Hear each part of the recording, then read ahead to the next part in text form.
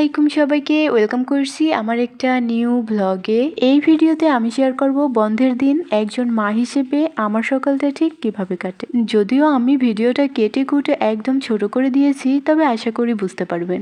আজকে আমার সকালটা শুরু হয়েছিল ভোর 5টা বাজে। চারিদিকে তখন অন্ধকার। আমি ফজর পড়ে মেয়েকে নিয়ে চলে এসেছিলাম ছাদে। ওখান থেকে নেমে ফ্রিজ থেকে দুপুরে রান্না করব যা ওগুলো ভিজিয়ে রেখে দিলাম। এরপরে একটু চা বসিয়ে দিলাম। ইদানিং ওয়েদার চেঞ্জের কারণে ভীষণ গলা ব্যথা হচ্ছে, তো একটু চা না খেলেই নয়। ওদিকে আমার মেয়ে কিন্তু ততক্ষণে ঘুমিয়ে একদম পানি হয়ে গেছে। আমি একটু চা খেয়ে আবার ঘুমিয়ে যাব, এটা হচ্ছে আমার অভ্যাস। যখন ফজর পড়তে উঠি তখন একটু হাঁটাহাঁটি করা, একটু চা খাওয়া, তারপরে আবার ঘুমিয়ে যাও।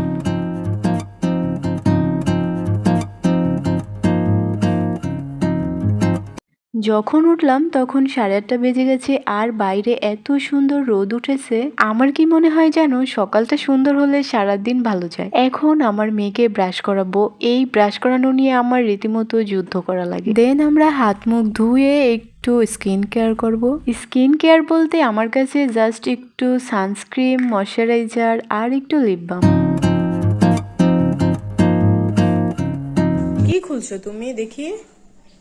এই যে কানের দুলের বক্স খুলছো কেন তুমি? আম্মুর কানের দুল পুঁথি নিবা? কানের দুল থেকে বের এখন আমরা একটু বাইরে যাব কিছু কেনাকাটা করার জন্য। তো আমি আমার মেয়েকে ফ্রেশ করিয়ে তারপরে চুলগুলোতে বেনি করে দিচ্ছিলাম। একটু বড় চুল তো বেনি না করলে জট পাকিয়ে যায়। আর আমার মেয়েটাও কি সুন্দর চুপচাপ করে বসে আছে।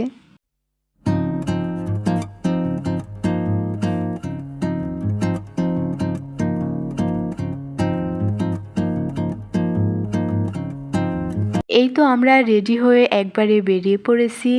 যখন আমার মেয়েকে নিয়ে আমি কোথাও বাইরে বের হই, ও মনে হয় একেবারে মুক্ত পাখি হয়ে যায়। এদিকে যাবে সেদিকে যাবে, দৌড়াদৌড়ি করবে, কখনো তো কি করবে নিজেও বুঝে উঠতে পারে না। আমাকে রেখে অনেক আগে চলে যাচ্ছিল, তো আমি ডেকে আবার আমার কাছে আনলাম। যখন বাইরে বের হই তখন হাত ছাড়তে আমার একদম ইচ্ছা করে না। আর এদিকটাতে কোনো ভয় নেই, তার কারণ হচ্ছে আমার বাসার এদিকে কাঁচা রাস্তা। যখন হচ্ছে গিয়ে বড় রাস্তায় উঠবো তখন তো একদমই হাত ছাড়া যাবে না। জানো তো আজকে আমি অনেক বড় একটা কাণ্ড ঘটিয়ে ফেলেছি, চলো আগে ওটা শেয়ার করি। যখন আমি এদিক দিয়ে যাচ্ছিলাম তো দেখলাম যে এই বাসার সাইডে মানি প্ল্যান্টের চারা চারা বলতে লতা হয়ে গেছে অনেক বড়। এইখানটাতে মানুষ ময়লা ফেলে ওরকম ভাবে আসে না, কিন্তু আমার তো আবার প্রচন্ড গাছের নেশা, তাই আমি এদিক ওদিক না তাকিয়ে লতাটাকে তুলে নিলাম। আর এটা কারো লাগানো মানি প্ল্যান্টও না, তো আমি ভাবলাম যে এটা আমি নিয়ে যাব। তারপর ওটা উঠিয়ে এক সাইডে রেখে নাস্তা কিনতে চলে এসেছি। এই দোকানের নাস্তা আমার কাছে বেশ ভালো লাগে খেতে, আর এটা আমার বাসার একদম কাছেই, তাই মাঝে সাঝেই চলে আসি। এখানে দাঁড়িয়ে দাঁড়িয়ে আমি এই আঙ্কেলটার বানানোগুলো দেখছিলাম আর ক্লিপ নিচ্ছিলাম। এত সুন্দর দক্ষ হাতে বানাচ্ছে, আমার দেখতে খুবই ভালো লাগছে।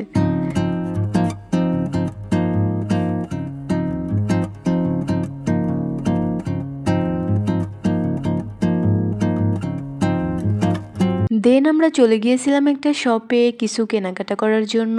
এখান থেকে নিব বিস্কিট, তারপরে টক দই আর একটা মিষ্টি দই, আর কিছু আপাতত নেওয়ার নেই। তো দেখলাম এখানে নতুন একটা বিস্কিট আসছে, এই বিস্কিটটা আমি আগে কখনো নেইনি, হয়তো আগেই ছিল আমি খেয়াল করিনি। কেনাকাটা শেষ করে ওই লতাটা যে ছিল ওটাকে নিয়ে এবার আমি বাসার দিকে চলে যাব।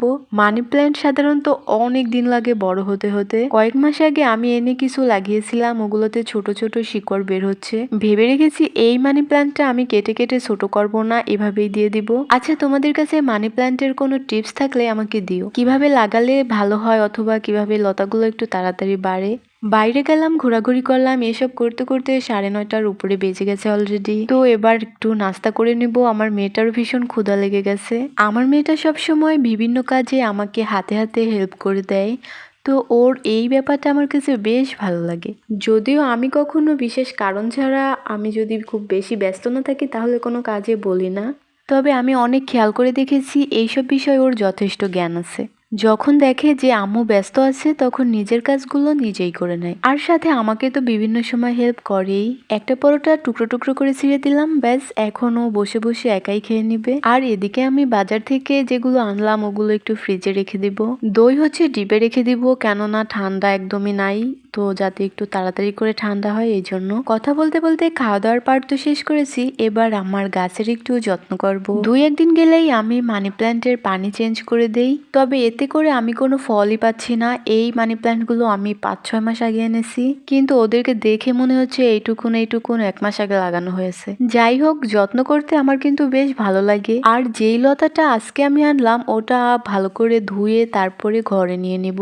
গাছের পর্বই শেষ করে আমরা চলে গিয়েছিলাম ছাদে। এর মাঝে আমি কাপড় কেচেছি, তো ওই কাপড়গুলো মেলে দিতে গিয়েছিলাম। আচ্ছা, অনেক কথা বললাম, তোমরা ভালো থেকো, আর ভিডিওটা ভালো লাগলে আমার চ্যানেলটা সাবস্ক্রাইব করে দিও। বাই।